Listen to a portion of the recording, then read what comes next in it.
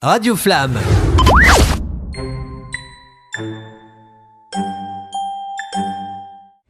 Bonjour chers auditeurs de Radio Flamme, c'est Lucie pour parler avec vous aujourd'hui des recettes de grand-mère.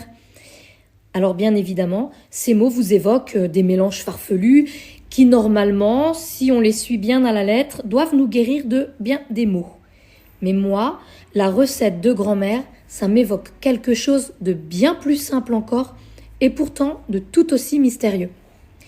Ma grand-mère paternelle, c'était une cuisinière hors pair, avec des îles flottantes absolument jamais égalées, des champignons à la grecque que même les Grecs ne savent pas faire aussi bien, et j'en passe.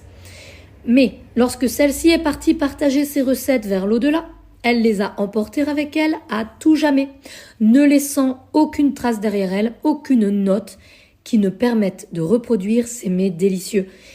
Et pire encore, nous avions tous passé des heures en cuisine à discuter pendant qu'elle travaillait au fourneau et d'aucuns n'avaient pris la peine de s'informer sur la marche à suivre pour réaliser les précieuses recettes.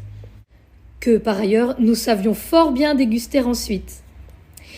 Et c'est ainsi qu'il me fallut des centaines d'essais pour retrouver le savant mélange à base seulement de 4 malheureux ingrédients, dont j'avais la chance de me souvenir, et qui donnait un gâteau aux pommes exceptionnel, une véritable Madeleine de Proust de mon enfance.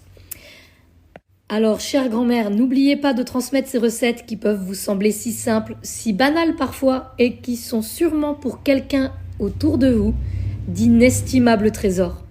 C'était Lucie pour Radio Flamme, à très bientôt. Radio Flamme.